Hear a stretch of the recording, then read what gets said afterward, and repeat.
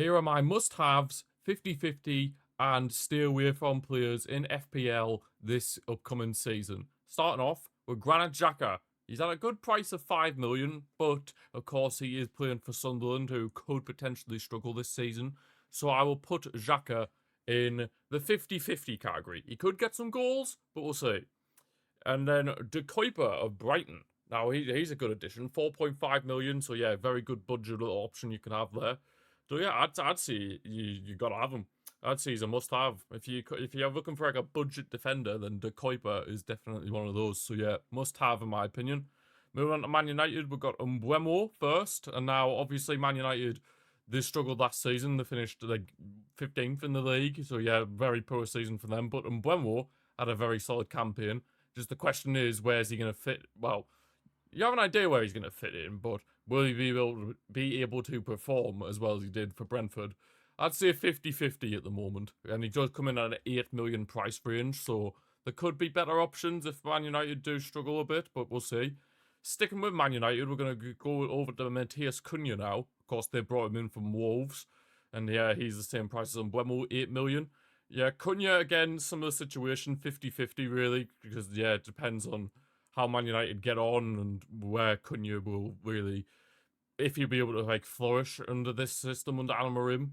And then finally, Benjamin Sesko, again, another 50-50, 7.5 million price range for a forward, which is not too bad considering the amount of, the forward options aren't really that great this season, I have to be honest, in FPL.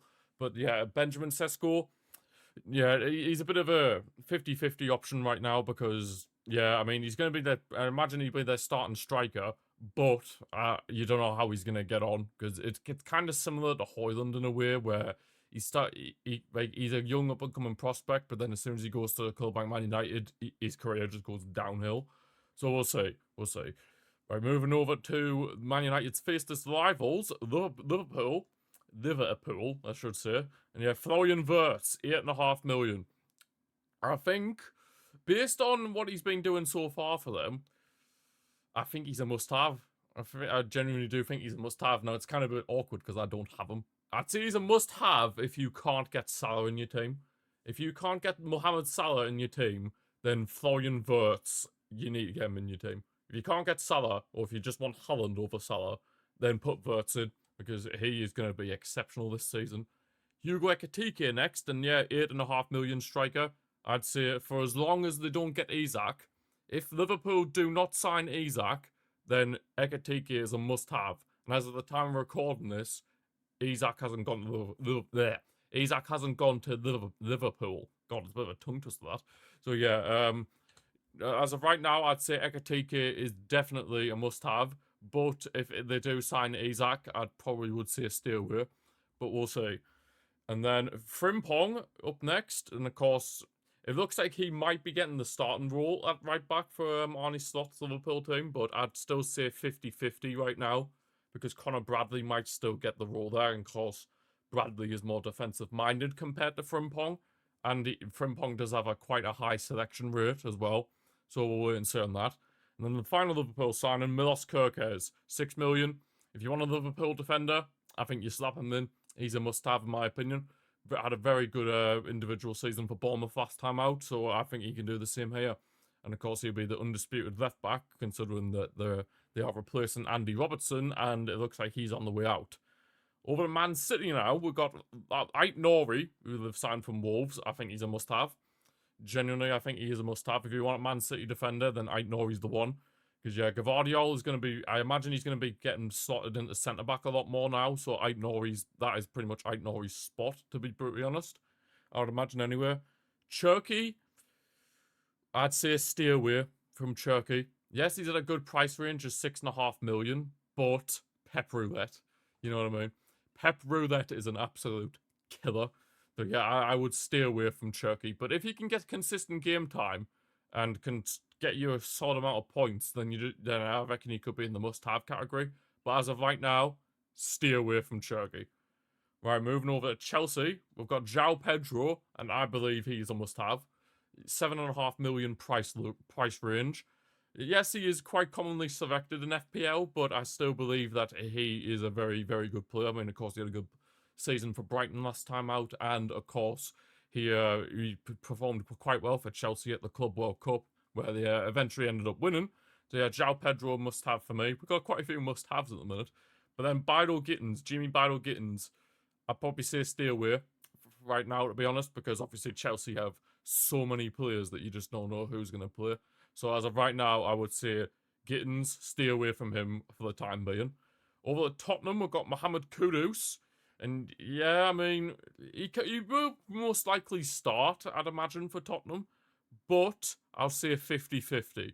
Because once Maddison's back fit from his ACL injury, you just don't know if Kudus will be able to start. I mean, of course, he's quite versatile. He can play on the right as well.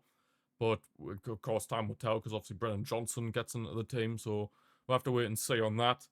And then moving over to Wolves, John Arias, the former Atletico Madrid right back as well. But yeah, I say that he should be a 50-50, because I do feel like Wolves might struggle this season due to the loss of Cunha and Aït-Nouri. But if he can have a decent campaign, John Arias, if they can tighten up at the back, Wolves, then you never know. You never know. But yeah, the second final team here, Arsenal, with Victor Gyökeres.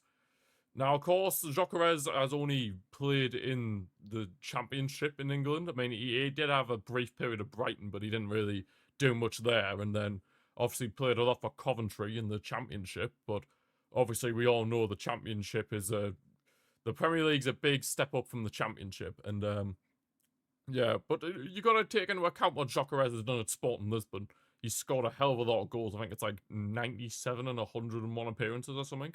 So yeah, that is really good stats, because football isn't all about stats. But Gyökeres, if you can't get Saka in your team, must have. I would say you need at least one Arsenal attacker, and I feel like Gyökeres might be on the penalties. But of course, time will tell on that one. But yeah, I'd say Gyökeres, if you can't get Saka, must have. But if not, if you can get Saka, then I'd say 50-50. But I'm just basing this on the fact that if you can't get Saka, must have. And then finally, we move over to Everton. Keenan Dewsbury-Hall. They signed him from Chelsea, and yeah, he's about 5 million on the FPL. Yeah, I think this could be a very, very underrated pick in people's teams, to be honest. Yeah, Everton have some decent fixtures to start off with, especially the first one when they play Leeds, first game of the season, on Monday. So yeah, that'll be a very good fixture for them. But yeah, Dewsbury-Hall, I feel like that could be a very, very solid pickup. So I'd honestly say must-have at the minute. And then finally, Jack Grealish, who has just gone on loan there from Man City. If Grealish can rediscover his form that he had at Aston Villa, I would say he's a must-have at 6.5 million. But, of course, they do have, like, you have competition there, Grealish. He'll be up against the likes of Ndiaye and co. So, yeah, I think he could maybe find it a bit difficult to get into that Everton team, potentially. But if he can get the form, then he's definitely a must-have. But as of right now, I would probably say 50-50. Because, of course, he's been out of favour a bit of Man City.